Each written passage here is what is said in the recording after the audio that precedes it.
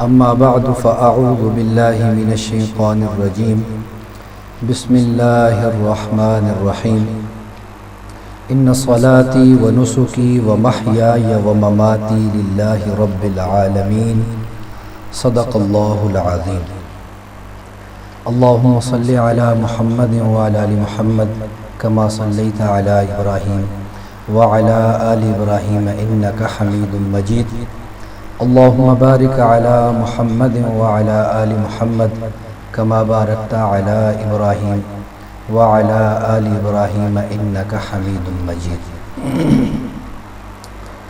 جو آیت مبارکہ میں نے آپ کے سامنے تلاوت کی، اس آیت مبارکہ کا جو ترجمہ ہے، ان صلاتی، بے شک میری نماز، ونسکی، اور میری قربانی، ومحیای ومماتی، اور میرا جینا اور میرا مرنا، للہ رب العالمین، تمام جہانوں کے پیدا کرنے والے کے رب کے لیے ہے۔ آج کل چونکہ قربانی کے ایام قریب ہیں اور اللہ تعالیٰ نے جن کو وسعت عطا فرمائی ہے، جن پر قربانی واجب ہے، اللہ تعالیٰ ان کو توفیق عطا فرمائیں گے، وہ قربانی کریں گے۔ قربانی کے متعلق چند باتیں عرض کروں گا۔ قربانی لفظ ہے، عربی کے اندر اس کا معنی ہے قربانی کا کہ وہ چیز جس سے اللہ تعالیٰ کا قرب حاصل ہو۔ قربانی کا عربی کے اندر جو معنی ہے وہ چیز جس سے اللہ تعالیٰ کا قرب حاصل ہو، اور اللہ تعالیٰ کا قرب حاصل ہوتا ہے تب جب آدمی نیک عمل کرے، اخلاص کے ساتھ کرے، کہ اس کے اندر اس کی نیت یہ ہو کہ میرا اللہ مجھ سے راضی ہو جائے، میرا اللہ مجھ سے کیا ہو جائے؟ راضی ہو جائے۔ تو قربانی کا معنی کہ وہ چیز جس سے اللہ کا قرب حاصل ہو، اور اللہ کا قرب حاصل ہوگا اخلاص کے ذریعے سے۔ عمل کے اندر جتنا اخلاص پایا جائے گا اتنا اللہ تعالیٰ کا قرب حاصل ہوگا۔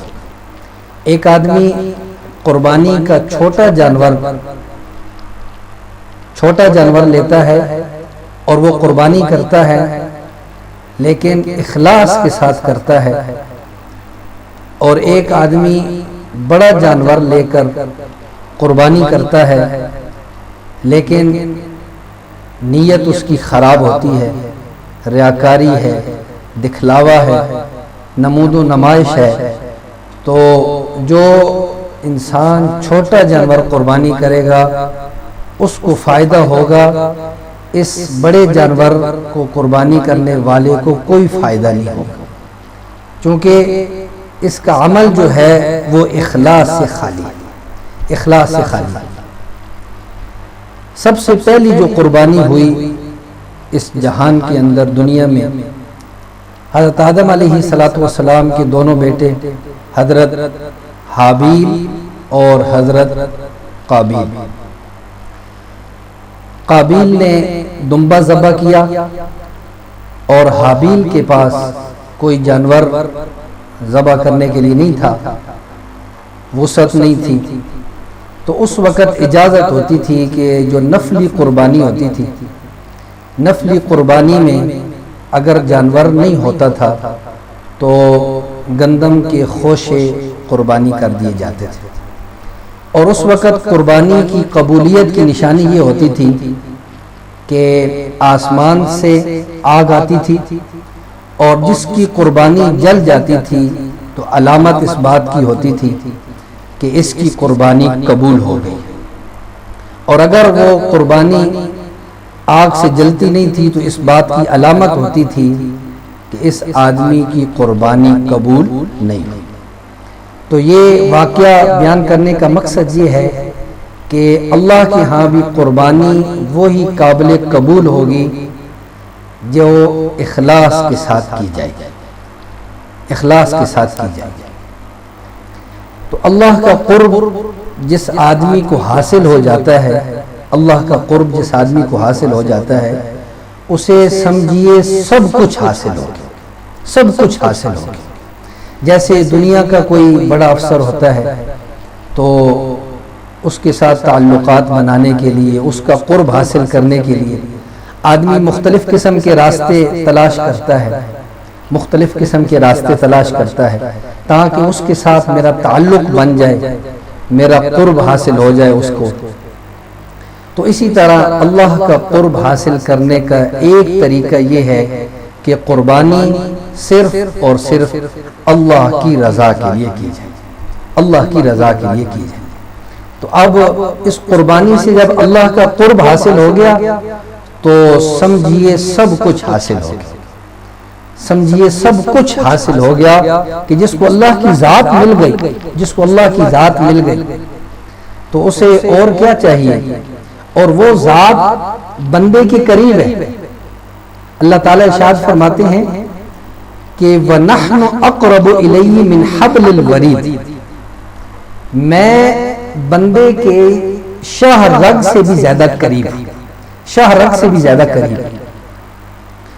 تو جب قربانی کے ذریعے سے ہی آدمی کو اللہ کا قرب حاصل ہو جائے گا تو اللہ تعالیٰ اس کی دنیا بھی بنا دیں گے، آخرت بھی بنا دیں گے۔ دنیا کے بادشاہ جو ہوتے ہیں وہ اپنی حیثیت سے نوازتے ہیں، اور اللہ جو بادشاہوں کا بادشاہ ہے وہ اپنے شان کے مطابق اس بندے کو انعامات سے نوازے گا۔ جیسے واقعہ مشہور ہے کہ ایک بادشاہ جب رعایا سے خوش ہوا تو اس نے اعلان کیا کہ آج میں اتنا خوش ہوں کہ آج میں نے خزانوں کے دروازے کھول دیے ہیں، اور آج جو آدمی جس خزانے پہ ہاتھ رکھے گا، جس خزانے پہ ہاتھ رکھے گا وہ خزانہ اسی کو دے دیا جائے گا۔ تو کسی نے سونے پہ ہاتھ رکھا، کسی نے ہیرے جواہرات پہ ہاتھ رکھا، کسی نے اشرفیوں پہ ہاتھ رکھا، مختلف قسم کے لوگوں نے خزانوں پہ ہاتھ رکھے۔ تو ایک بادشاہ کا وزیر تھا، اس نے جا کر بادشاہ کے کندھے پہ ہاتھ رکھ لیا، بادشاہ کے کندھے پہ ہاتھ رکھ لیا۔ تو بادشاہ نے اسے کہا کہ پاگل ہے، سونا پڑا ہے، چاندی پڑی ہے، ہیرے جواہرات پڑے ہیں، اور تو نے آ کر میرے کندھے پہ ہاتھ رکھ لیا ہے۔ تو وہ بادشاہ کا جو وزیر تھا نا وہ بڑا سمجھدار تھا، اس نے کہا بادشاہ سلامت، کسی کو سونا ملے گا، کسی کو چاندی ملے گی، کسی کو ہیرے ملیں گے، کسی کو جواہرات ملیں گے، میں نے آپ کے کندھے پہ ہاتھ رکھ لیا کہ آپ مجھے مل گئے تو سب کچھ مجھے مل جائے گا، سب کچھ مجھے مل جائے گا۔ تو اسی طرح اللہ کی ذات مل جائے تو یہ دنیا جو فانی دنیا ہے یہ بھی اللہ تعالیٰ سکون والی بنا دیں گے، اور آخرت تو ہمیشہ ہمیشہ کی سکون کی ہے۔ اس لیے قربانی میرے دوستو، اس قربانی کے اندر ہم جتنا پیسہ لگاتے ہیں، محنت کرتے ہیں، محنت کر کے جانور تلاش کرتے ہیں، تو اب شیطان آخر میں یہ پوری کوشش کرتا ہے تاکہ اس کا عمل ضائع ہو جائے، عمل ضائع ہو جائے، زیادہ وہ ریاکاری کے اندر لگانے کی کوشش کرتا ہے۔ تو ہماری نیت صاف ہونی چاہیے، اللہ کا قرب حاصل ہوگا۔ جیسے حضرت ابراہیم علیہ السلام کو اللہ کا قرب حاصل ہوا، اللہ تعالیٰ نے ان کو اپنا خلیل بنایا۔ خلیل کہتے ہیں دوست کو۔ اللہ تعالیٰ نے ان کو اپنا دوست کیوں بنایا؟ کہ انہوں نے قربانیاں دی، انہوں نے قربانیاں دی ہیں۔ جیسے کتابوں کے اندر واقعہ آتا ہے، حضرت ابراہیم علیہ السلام بکریاں چرا رہے تھے، تو چونکہ ساری دھرتی پہ ہر طرف شرک ہی شرک تھا، صرف اس وقت تین مسلمان تھے، تین مسلمان، ایک حضرت ابراہیم علیہ السلام، ایک حضرت ابراہیم علیہ السلام کے بھتیجے حضرت لوط علیہ السلام، اور تیسری حضرت ابراہیم علیہ السلام کی بیوی حضرت سارہ علیہ السلام۔ تو حضرت ابراہیم علیہ السلام بکریاں چرا رہے تھے تو فرشتہ انسانی شکل میں آیا اور اس نے آ کر اللہ کا نام لیا۔ سبحان اللہ، اللہ کے نام میں بڑی برکت ہے۔ اللہ والے فرماتے ہیں اللہ اللہ کتنا پیارا نام ہے، اللہ اللہ کتنا پیارا نام ہے، نام کیا ہے عاشقوں کی جان۔ تو حضرت ابراہیم علیہ السلام چونکہ سچے دوست تھے اللہ کے، تو جب وہ انسانی شکل میں فرشتہ آیا نا، اب حضرت ابراہیم علیہ السلام کو نہیں پتا کہ یہ اللہ کا فرشتہ ہے، انسانی شکل میں آیا، تو اللہ کا جب نام اس نے لیا تو حضرت ابراہیم علیہ السلام کو بڑا مزہ آیا۔ حضرت ابراہیم علیہ السلام نے فرمایا کہ دوبارہ اللہ کا نام لیجیے، دوبارہ اللہ کا نام لیجیے۔ تو فرشتہ جو انسانی شکل میں تھا وہ کہنے لگا کہ اگر میں اللہ کا نام لوں گا تو آپ اس کے بدلے میں مجھے کیا دیں گے، اس کے بدلے میں مجھے کیا دیں گے؟ تو بہت بڑا ایک ریوڑ تھا بکریوں کا۔ حضرت ابراہیم علیہ السلام نے فرمایا ایک دفعہ اللہ کا نام لے لے، یہ آدھا بکریوں کا ریوڑ میں تجھے دے دوں گا، آدھا بکریوں کا ریوڑ تجھے دے دوں گا۔ تو اس نے اللہ کا نام لیا تو اللہ کے نام میں اور مزہ آیا۔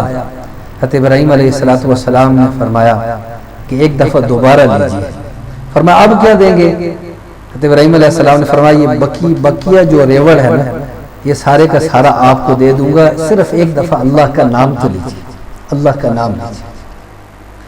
اس نے دوبارہ اللہ کا نام لیا۔ حضرت ابراہیم علیہ السلام کے پاس اب کوئی چیز نہیں بچی۔ حضرت ابراہیم علیہ السلام نے پھر عرض کی، فرمایا کہ دوبارہ اللہ کا نام لیجئے۔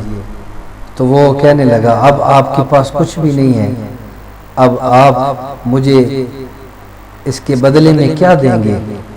تو حضرت ابراہیم علیہ السلام نے بڑی عجیب بات ارشاد فرمائی، فرمایا میں نے بکریاں آپ کو دے دی ہیں، پورا ریوڑ آپ کو دے دیا ہے، میں آپ کی پوری زندگی آپ کا یہ ریوڑ چراتا رہوں گا، آپ صرف اللہ کا نام لیتے رہنا اور میں پوری زندگی یہ آپ کا ریوڑ چلاتا رہوں۔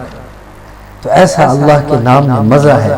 تو قربانی پر عرض کر رہا تھا، قربانی کا معنی ہے وہ چیز جس سے اللہ کا قرب حاصل ہو۔ جب اللہ کا قرب حاصل ہوتا ہے تو اللہ تعالیٰ اسے کامیابی والی اور سکون والی زندگی عطا فرماتے ہیں۔